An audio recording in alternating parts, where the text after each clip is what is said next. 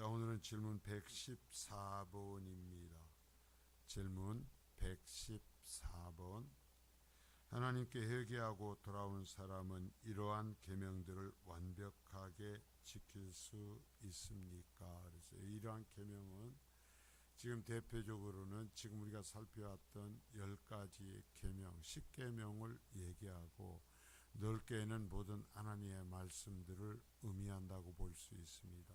그러니까 회개하고 주님께 돌아온 사람들, 이게 죄에서 죄를 버리고 돌아서서 주님께로 온 사람들은 그러면 이러한 계명들을 다 완벽하게 지킬 수 있는가 하는 이제 가르침입니다. 자, 우리 답을 같이 읽습니다. 시작. 아닙니다. 이 세상에서 가장 거룩한 사람이라 할지라도 아주 작은 순종을 시작한 것에 불과합니다. 그럼에도 하나님의 사람들은 하나님의 계명들의 일부가 아니라 전부를 지키기 위하여 최선의 노력을 기울여야 합니다. 정말 기가 막힌 아름다운 이 답변입니다. 그래서 그러면 사람이 우리가 이 계명들을 다 지킬 수 있는가? 아니요. 누구도 지킬 수 없다라는 겁니다. 오늘 로마서 이 말씀도 마찬가지인데요. 우리는 계속해서 죄를 짓습니다. 죽어야 죄를 떠납니다. 누구도 예외가 없어요. 그런데 하나님께서 이 계명들을 우리에게 주시며 지키라 했죠. 그래서 가장 거룩한 사람이라 할지라도 아주 작은 순종을 시작한 것에 불과하다. 자, 순종을 시작하였다라는 게 중요해요. 여러분, 그리스도인은 그냥 내 멋대로 계속 사는 것이 아니라 이제 내가 회개하고 돌아오는 사람들은 하나님의 말씀에 순종하는 사람들입니다. 순종을 해가는 사람들이에요. 그래서 여기에 순종을 시작하였다 그래요. 예수 믿기 이전과 똑같이 살아서는 안 된다라는 거예요. 순종을 시작하였다. 그럼에도 하나님의 사람들은 아주 우리는 정말 미세한 어떤 이 거룩함밖에 이루지 못했다 할지라도 하나님의 사람들은 그러니까 야 이건 쉽고 이건 어려우니까 쉬운 것만 지키겠다 해서는 안 된다라는 거예요. 하나님의 계명, 하나님의 모든 말씀을 일부가 아니라 전부를 지키기 위하여 최선의 노력을 기울여야 합니다. 어떤 것은 지켜도 되고 어떤 것은 안 지켜도 되는 것이 없단 말입니다. 모두 다 지켜야 돼요. 우리가 지키지 못할 뿐이지 지켜도 되는 게 있고 안 지켜도 되는 게 있는 게 아니라는 것입니다. 다 지켜야 돼요. 그래서 그리스도인 예수를 믿기 시작하면서 이 하나님의 말씀을 지키기 위한 최선의 노력을 해야 되는데 그러면 사람의 힘으로 되는가? 아니요. 자, 이번과 이 다음번에서 그 이야기를 해주는데요. 성령의 역사하심으로 성령을 의존해야 돼요. 성령이 함께 하심으로써 우리를 도와주셔요. 그래서 이 하나님의 말씀을 이루어가는 걸 뭐라 그러냐? 신학 다른 말로는 성화하죠. 성화. 거룩해져 가는 거예요. 그 일을 쉬지 않아야 된다 그래요. 자, 우리가 이제 하이델베르 요리문답을 이제 끝내면서 세 가지의 가장 핵심적인 것을 다뤄요. 맨 기도 뒤에 이제 여기서 끝나고 나서 맨 뒤에는 주님께서 가르친 기도, 주기도문이고요. 자, 지금 우리가 하고 있는 것은 십계명이고 그 앞에는 뭐였어요? 사도신경. 까먹었습니다. 내용을 아시면 돼요. 자, 그래서 거룩한 공교회는 이 세 가지를 생명처럼 여겼어요. 어떠한 이단들은 이 사도신경을 고백하지 않고 대충 하는 것이 있는데요. 저는 절대로 그렇게 생각하지 않습니다. 여러분, 우리가 일상의 삶을 생각할 때도요. 사도신경을 따라 또박또박 내가 이것을 내 머리로 시인하면서 사도신경을 암송해 보십시오. 그러면 성경 66권이 요약되어 있는 고백을 할 수 있습니다. 정말 좋은 겁니다. 정말 좋고, 또한 주님께서 가르쳐 주신 기도를 여러분 반복적으로 해보십시오. 그러면 기도가 정리가 돼요. 중구난방으로 하던 기도가 하나님께서 원하시는 기도로 정리가 돼요. 이러한 중요한 유산이 있어도 교회가 이것들을 소홀히 여깁니다. 그래서 성경을 읽지도 않죠. 교리를 가르치지도 않죠. 그러니까 우리는 뭘 믿는가 간단하게 요약해서 가르칠 수 있는 그게 없는 거예요. 이게 뭘 믿는지, 왜 교회 다녀요? 교회 다니며 당신은 뭘 믿어요? 할 말이 없는 거예요. 모르겠으면 사도신경을 줄줄줄 해요. 그러면 나는 이대로 믿습니다. 어느 게 그게 사도신경이에요. 우리의 고백들을 정리해 놓은 거예요. 당신은 뭘 기도합니까? 예 하면서 주님께서 가르친 기도로서 나는 이처럼 기도합니다 하면서 그렇게 기도하면 돼요. 그리고 십계명은 정말 우리가 이 시대의 교회가 무너진 게 뭐냐면 종교는 있는데 윤리가 없어진 거예요. 그러나 여러분 십계명을 보십시오. 1계명서부터 4계명까지는 하나님과의 인간의 관계고요. 5계명서부터 10계명까지는 인간과 인간의 관계의 일들이에요. 그걸 뭐라고 그래요? 인간과 인간 관계의 일을 뭐라고 그래요? 한마디로 윤리라 그래요. 윤리.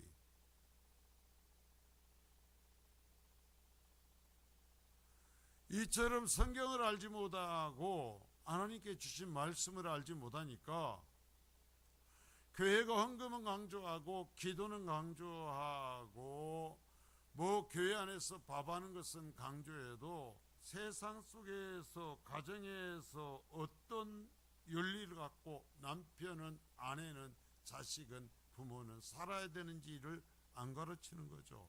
그 개념이 없어요. 불신자들과의 관계에서 정부와의 관계에서 어떻게 우리는 살아야 되는 것에 대한 윤리가 없단 말이에요. 윤리가 없어. 그래갖고 기독교인이 더 죄를 짓고 더 미꾸라지 같아요. 이게 왜 그래요? 이 하나님의 말씀에 대한 가르침이 없기 때문이에요. 교회 강단이 책임을 져야죠. 자, 그래서 여기 보면 전부를 지켜야 된다. 어떻게? 최선을 다해서. 그러면 내가 노력하면 된가? 아니, 못한다. 어떻게 해야 돼? 성령의 도우심을 구해야 된다. 이게 이제 계속 말해진 핵심인데요. 다음 것까지 1번입니다. 아직 중생하지 않은 영혼들은 외형적으로 도덕적인 삶을 추구함으로써 자신의 이름과 명예를 유지하려고 하며 그것으로 자신이 도덕적인 사람이라는 것을 나타내려고 한다. 자, 적어도요, 예수를 믿지 않는 양심적인 사람들도요, 도덕적인 삶을 살려고 그래요. 그러면요, 예수를 믿는 사람들은 그들보다는 나아야 될 거 아니에요. 그래요, 안 그래요? 세상의 윤리적인, 세상의 도덕적인 사람보다는 나아야 될 거 아니에요. 왜 예수 믿는 사람이 세상 사람보다 못합니까? 왜 세상 사람에게 교회가 손가락질을 나갑니까? 왜 그런 줄 아세요? 잘못 배웠기 때문에요. 잘못 믿기 때문에요. 자, 그래서 그들은 자선행위를 행하기도 해요. 예, 불신자들도 자기의 돈을 내놓고 자선을 행하기도 해요. 그러나 이러한 것들은 하나님의 계명을 지키는 것이 아니다. 자, 그것은 하나님의 계명이 아니라 그 속에 사람 속에 남겨져 있는 하나님의 형상이라고 할 수 있는 양심을 따르는 것일 뿐이죠. 그러나 하나님을 제대로 알 수는 없어요. 왜? 죄로 인하여서 우리 인간의 심령 속에 하나님께 새겨놓으신 이 하나님의 형상에 대한 지식은 오염돼 버린 거예요. 그래서 하나님께서 다시 하나님 자신에 대해서 인간에게 계시를 해주셨어요.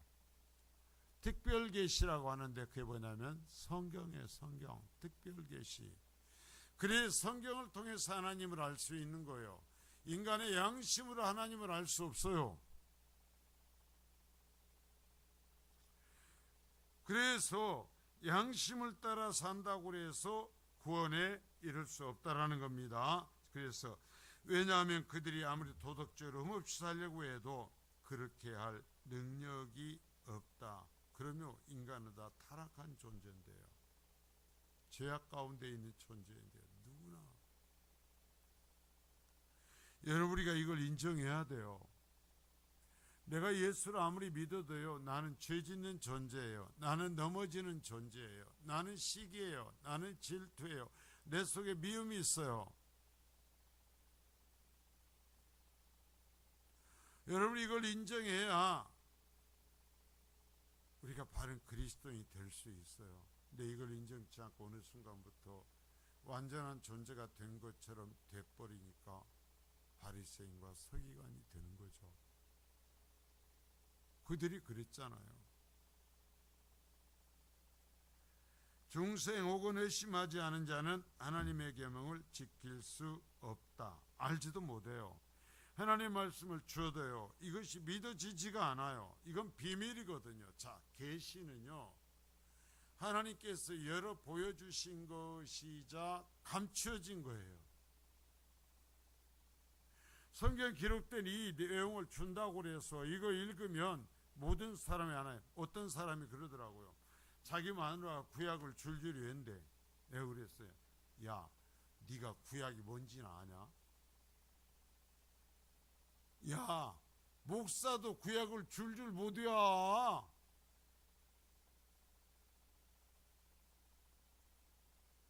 거짓말을 치려도 좀 지식이 있어야 맞게 쳐요. 자, 중생 혹은 회심하지 않은 자는 하나님의 계명을 지킬 수 없다. 여러분, 이 말씀을 깨달으려면 그래서 항상 성령의 도우심을 구해야 돼요. 성령은 기록자예요. 저자란 말입니다. 이게 저자의 해설을 구해야 돼요. 설교자가 평생을 하면서 주석 쫓아다니면 헛소리하다 맙니다. 사람 소리하다. 설교자가 가장 중요하게 해야 되는 건 뭐냐면 하나님의 도우심을 구해야 돼요. 하나님의 계시를 구해야 돼요. 자, 마찬가지예요. 우리가 하나님의 계명을 중생 또는 회심하지 않은 자는 지킬 수, 깨달을 수도 없고 지킬 수도 없다.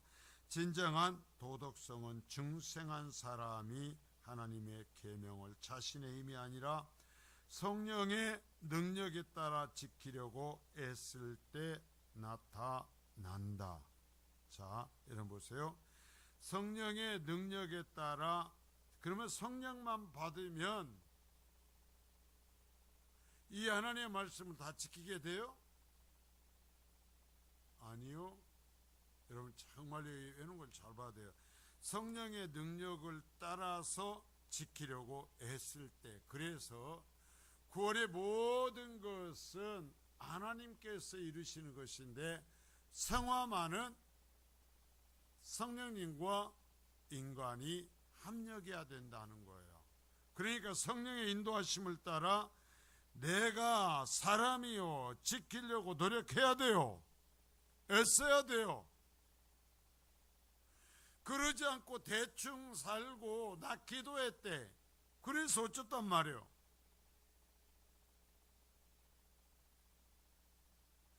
그 열매가 악하기 짝이 없는데, 성화가 되지 않는데, 거룩해지지 않는데,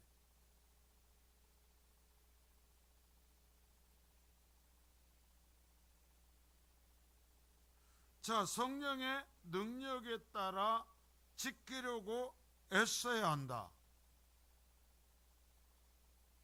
여러분, 이게 언제까지? 죽을 때까지. 자, 물론 회심한 자가 계명을 순종하려고 애쓴 것 역시 여전히 부족하며 완전하지 않다. 그것은 불완전하고 흠이 있다. 자, 우리가 구원받은 사람이죠. 회심한 자일지라도 하나님의 말씀을 지키려고 노력하면 다 지킬 수 있냐? 아니요. 자기 힘으로 다 할 수 없다라는 거예요. 왜? 계속 얘기하잖아요.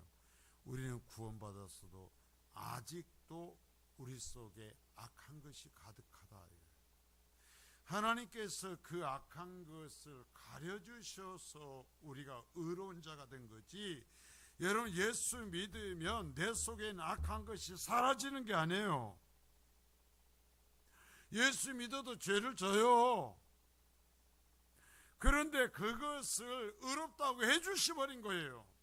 죄 없는 자처럼 인정해 줘버린 거예요. 그러니까 아무리 예수를 잘 믿어도 내가 온전치 못함을 인정해야 돼요.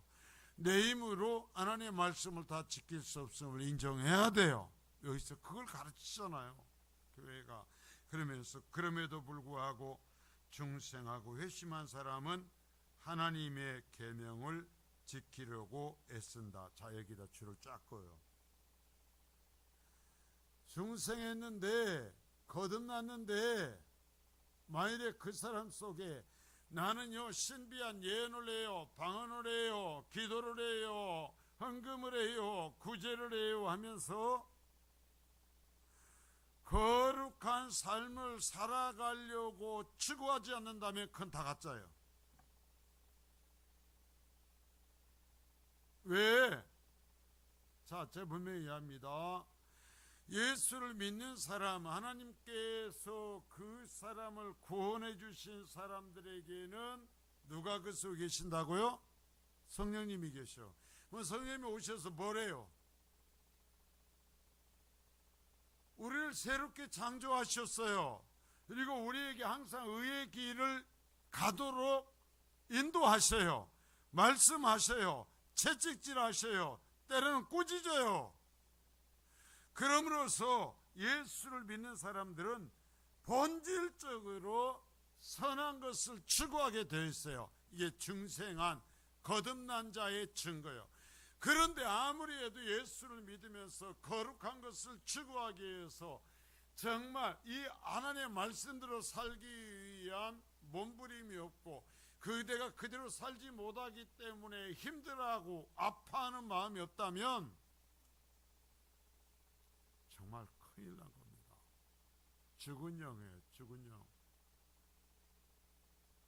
성령님은요 반드시 그 속에서 새로운 역사를 일으킵니다.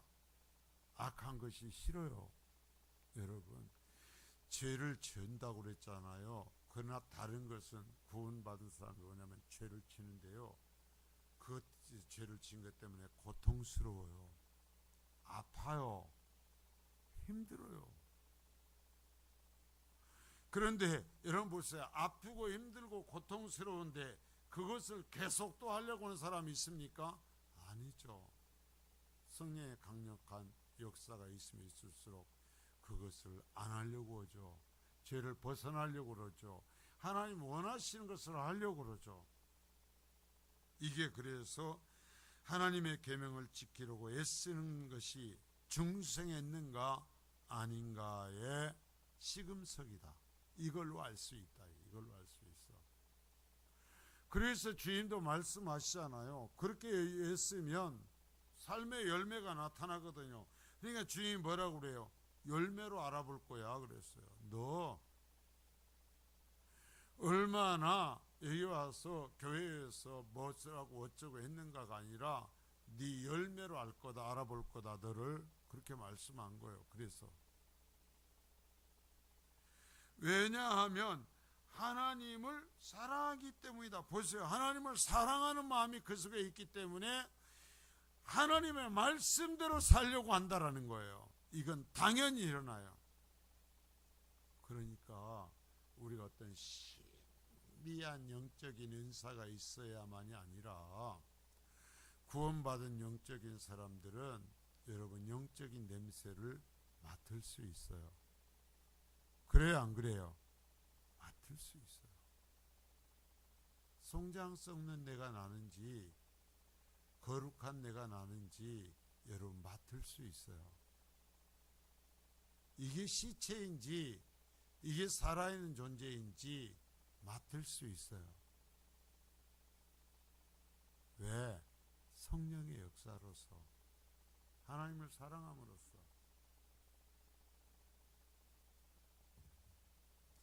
그러나 자신의 힘으로 계명을 다 지키는 것이 없다. 어떻게 한다? 성령에 의해서 지킨다.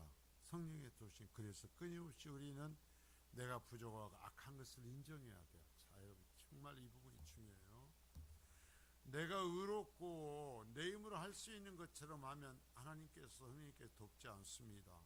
내 악한 것을 인정하고 끊임없이 무릎 꿇는 거예요. 하나님, 내가 연약합니다. 내가 부족합니다. 고백을 해야 성령님께서 내게 개입하셔요. 그런데 이런 사람들 찾아보기가 쉽지 않은 거예요. 어느 정도 신앙 연조가 되고 나면 이제는 바리새인이 돼버리는 거죠. 의로운 거예요. 죄에 대한 얘기하면요 눈이 들막 뒤집어집니다. 아니, 우리는 죄를 짓고 있다니까. 아직도 예수를 믿고도.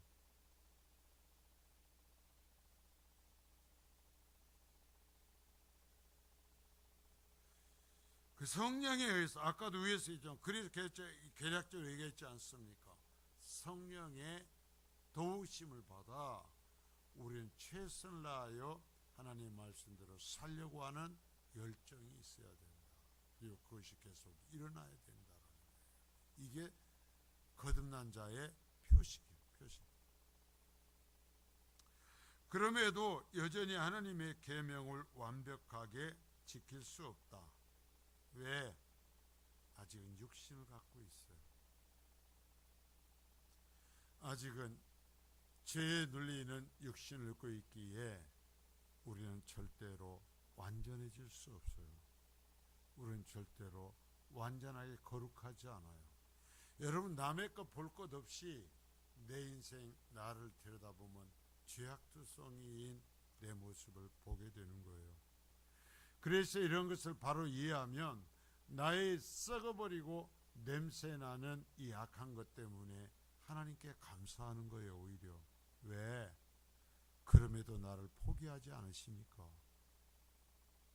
그럼에도 나를 내던지지 않으시니까. 그럼에도 예수를 붙잡고 기다리고 계시니까. 때로는 책망하시고 때로는 안아주시고 그러면서 하나님의 자녀라고 불러주시니까 여러분, 내 악한 것을 보고 내 악한 것을 인식할 때 기뻐할 수 있고 감사할 수 있어요. 여러분, 이게 없어지면 기쁨도 감사도 없어진다니까. 내가 어느 순간 의로워지는 순간부터는 불평만 있어요. 미움만 있어요. 원망만 있어요. 이게 신앙의 역설이에요. 영적인 역설이에요, 이게.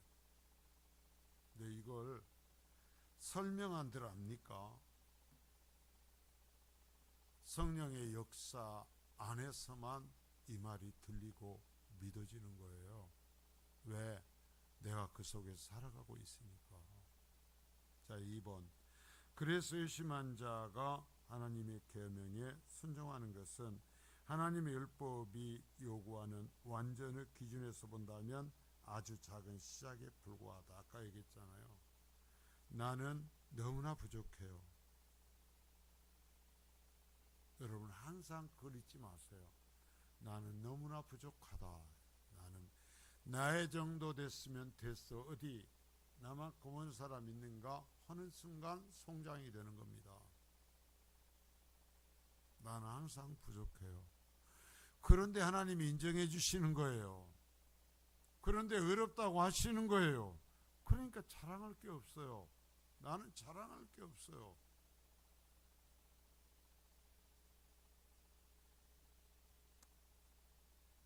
더욱이 가장 거룩한 사람이 가장 높은 수준의 순종에 이르렀다 할지라도 그는 자신이 성취한 것은 단지 미약한 시작에 불과한 것이라고 고백해야 한다. 그러면 열 것 없이 내 속에 악한 것이 보이잖아요. 만일에 여러분 내가 악한 생각으로 악한 것을 한 것을 하나님께서 이 교회일 때다 싹 앞뒤다 써붙여 갖고 걸어놓는다면 우리 교회 못 올 거예요. 못 와. 하나님이 그렇게 안 하시잖아요. 그래도 오라고 하잖아요.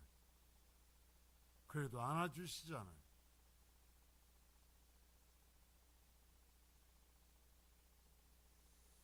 그것은 자기 자신의 능력에 의해서 된 것이 아니라 오직 하나님의 은혜가 있어서 가능한 것이기 때문에 계속 반복되게 깊은 얘기를 하잖아요. 그래서 은혜고, 그래서 감사하고, 그래서 더 순종하고 무릎 꿇는다고. 여러분, 그래서 예수를 믿으면 믿을수록 순종할 수밖에 없어요. 고개를 쳐들고 덤벼들 수가 없어요. 그렇지 않아도 악한데. 내가 하나님 앞에 그렇지 않아도 악한데 어떻게 더 악한 짓을 해요? 그래서 어쩌려고 내가.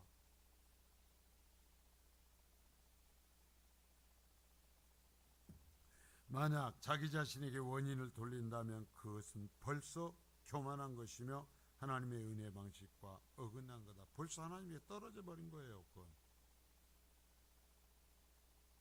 여러분, 그래서요, 우리가 영적으로 조금만 민감해지면 영적인 냄새를 맡을 수 있어요. 분별할 수 있어요.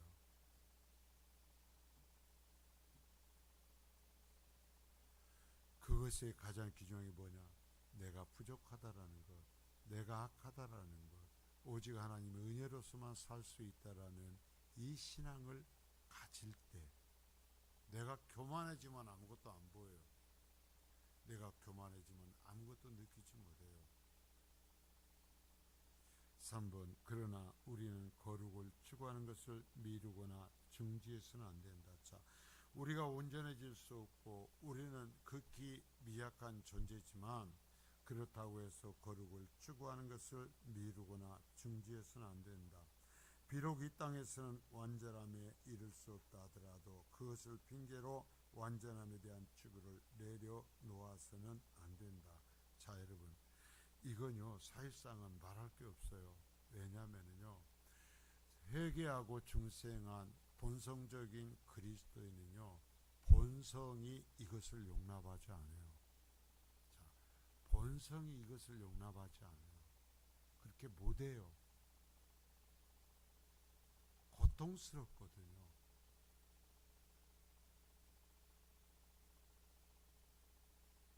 여러분, 내가요 다른 사람이 그것을 도둑질했다고 생각해 봅시다. 맨날 도둑질하며 사는 사람이야 그걸 오히려 희열을 안 들키고 잘했다고 희열을 느낄지 모르지만 그리스도인은 그럴 수 없죠. 안 들켜서 그것을 내 품에 넣는 순간부터 그것이 나를 죽이는 겁니다. 나를 죽여요. 들켰느냐가 안 들켰느냐가 아니라 내가 하나님의 은혜로 구원받았는데 내가 그런 짓을 했다라는 것 때문에 견딜 수 없는 거죠. 여러분, 성령은 실수가 없어요. 하나님은 실수가 없어요. 오류가 없어요.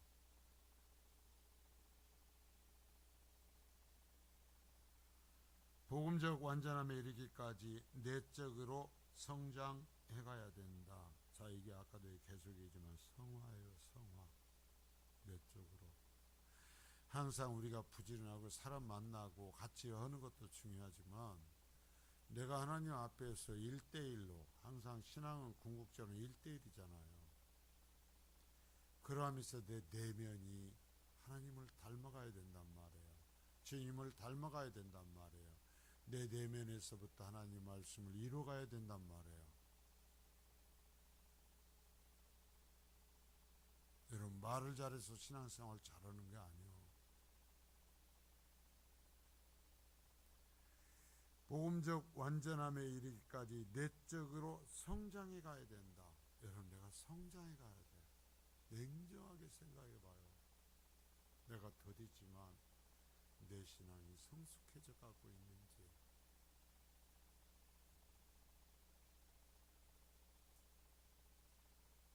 예. 우리가 하나님 앞에서 이 부분은 대답할 수 있어야 되잖아요. 하나님, 그래요. 우여곡절이 있고 참 힘들지만 제가 성숙해져 가고 있습니다. 예, 그래요. 이런저런 모든 이익도 내려놓을 수가 있고요. 하나님 앞에서 하나님과 나와의 관계, 그 영적 자존심 때문에 하나님, 내가 그렇게 살아가는 사람이 되어가고 있습니다. 그리스도인이 제일 무서운 게 뭔지 아세요? 주님이 내게서 등을 돌리는 것처럼 느껴질 때예요.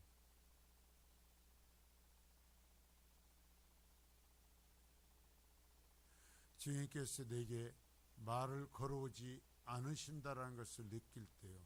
이러면 이제 죽을 것 같죠.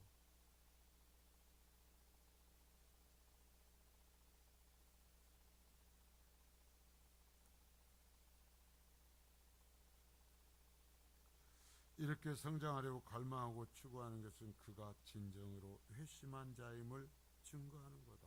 자, 회심한 자는 반드시요. 그러면 이것이 반드시 일어나야 되는데 안 하고 있으면 회심한 게 아니죠. 여러분 보세요. 주님이 말씀하시잖아요. 저 천국에 들어가려고 애쓸지라도 들어가지 못하는 자가 많을 거다.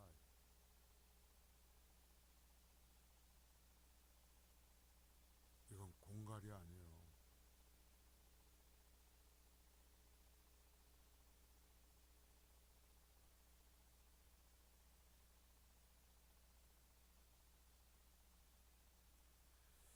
물론 중생한 자라 할지라도 죄에 빠질 수 있다. 예, 그러니까 우리가 신앙생활하면서 어떤 사람이 바르게 신앙생활하는 어떤 누구가 설사 어떤 죄를 졌을 때 여러분, 우리가 그를 완전히 정죄할 수 없어요. 그를 보면서 실망할 수 있고 속상할 수는 있죠. 왜 안 그러겠어요? 그러나 우리가 완전히 그를 정죄할 수는 없어요. 그가 여기에서 중생한 자로서 일시적인 실수였을 때에는 어찌해야 돼요? 그것이 나의 실수인 것처럼 용납해야죠. 그게 그리스도인이죠. 본질적으로 하나님의 말씀을 벗어나 버린 것이 아니라면 여러분, 우리 일이에요. 그게 우리의 모습이에요. 그게 이때 회개와 하나님의 은혜로 특히 그리스도의 보혈을 통해 회복되어야 된다. 아주 중요한 얘기를 하죠. 그래서 중생한 사람이 죄에 빠질 수는 있지만 제가 늘 얘기하죠. 절대 죄 편에 서지 마라. 내 속에는 죄에게 밥 주지 마라. 죄에게 밥 주지 마라. 그 죄놈을 굶겨 죽여라. 때려잡아라. 회개하라는 거예요. 우리 속에 개 두 마리가 있대요. 선한 개와 악한 개. 이 둘이가 항상 싸운대요. 어느 개가 이길까요? 어느 개가 이겨요? 아니요. 내가 밥 주는 개가 이겨요. 내가 편들어주는 개가 이겨요.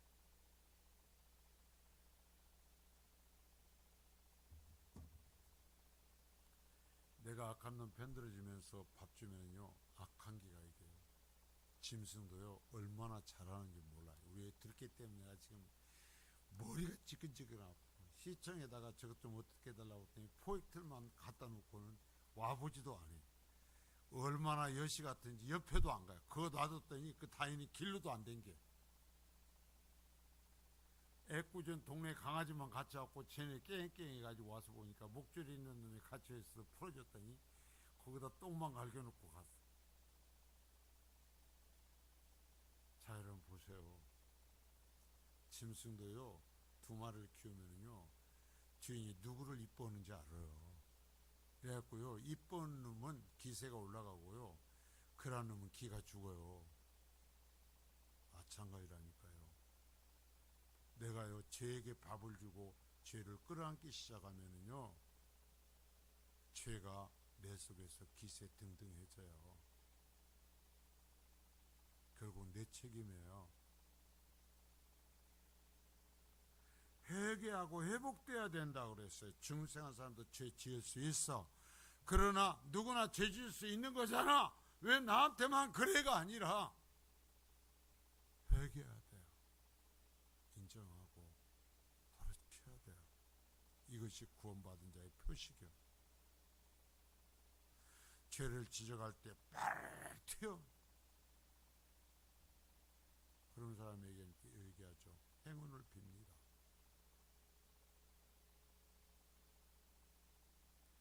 결국 이렇게 완전함을 추구하는 것은 진정으로 은혜를 받은 자가 자신의 힘을 의지하는 데서 벗어나 더욱 하나님의 은혜만을 붙잡게 한다. 그렇죠. 완전한 거룩함을 추구하면서 내 악한 것을 거꾸로뜨리면서 노력할 때 더욱 하나님의 은혜가 아니면 살 수 없구나 고백하며 우리가 살아가게 되는 거죠. 그리고 더욱 부지런히 만들어 죄를 지을 수 있는 기회와 가능성을 더 낮춰주게 된다. 예. 우리가 완전히 거룩해질 수 없어요. 우리가 완전히 율법을 다 지킬 수 없어요. 그러나 끊임없이 하나님의 말씀을 배우고 그 말씀을 따라 살지 못하는 내 자신의 연약함을 인정하고 하나님의 도우심을 구해야 될 줄 믿습니다. 그래서 성령의 도우심을 받아 여러분 내 약한 모습을 거꾸로뜨리고 주님을 닮아가야 될 줄 믿습니다. 그래서 정말 의의 열매를 맺는 영광스러운 성도가 되실 수 있기를 축복합니다. 하나님의 말씀에 원리 안에 서십시오. 주님의